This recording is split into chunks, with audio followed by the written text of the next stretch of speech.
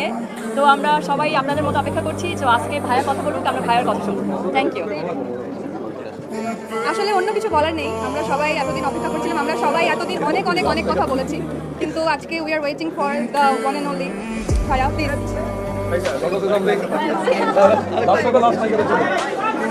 আমরা সবাই কাকে চাই? সাকিব খানকে চাই। ইজ হিয়ার, ইয়েস প্লিজ ভাইয়া। Rockstar. I love you too.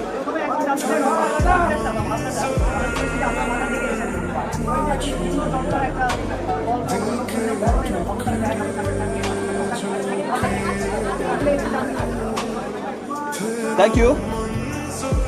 আপনারা হয়তো দেখে থাকবেন যে কিছু বছর ধরে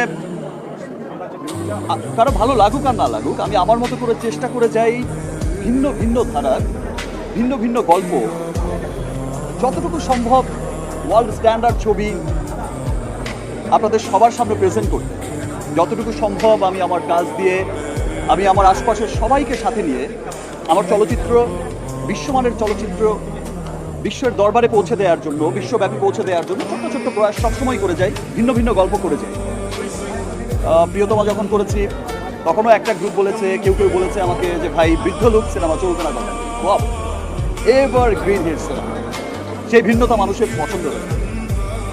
যখন এসে তুফান করেছি, রাফির প্রথম অ্যাকশন ওরিয়েন্টেড ফিল্ম, এরকম hardcore action film, romantic film to cut to super duper action film, so তুফানও সুপার ডুপার ব্লকবাস্টার ফিল্ম। যখন এসে বরবাদ করেছি, ভাই শুধু ড্রাগসই নয়, শুধু কোকেনই খায়, সমাজ ধ্বংস হয়ে যাবে, এই হবে সেই হবে, সিনেমা চলবে না একদিনও।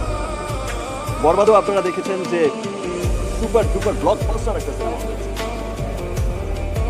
আর এবারও আমি ছোট্ট একটা চেষ্টা করেছি আমি সবাইকে সাথে নিয়ে, আর স্পেশাল থ্যাঙ্কস যাদের জানাবো, সান মোশন পিকচার্স, দ্যাট মিনস অজয়দা আমার পাশেই আছে। অজয়দা বা তাদের প্রোডাকশনের সম্পর্কে বলার কিছুই আর অবকাশ রাখে না, তারা সবসময় খুব ভালো ভালো সিনেমা সবাইকে উপহার দিয়ে যাচ্ছে।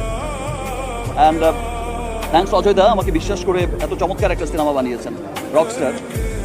আমার মনে হয়েছে যে আমি একটা ভিন্ন ধারার ভিন্ন জনারায় কাজ করতে চাই, যেই জনারার মধ্যে কোনো বন্দুক থাকবে না, কোনো একদম মেশিন গান, মোটর গান, এগুলো সব কিছু জনারা থেকে বেরিয়ে এসে আমি একটা ভিন্ন জনারার একটা স্টোরি নিয়ে, একটা পরিবারের স্টোরি নিয়ে, একটা মিডল ক্লাস, একটা আপার মিডল ক্লাস, একটা আপার ক্লাসের বাচ্চার যে ক্রাইসিস, সেই মানুষগুলোর কি দুঃখ, কি বেদনা, কেমনভাবে তাদের জীবনযাপন।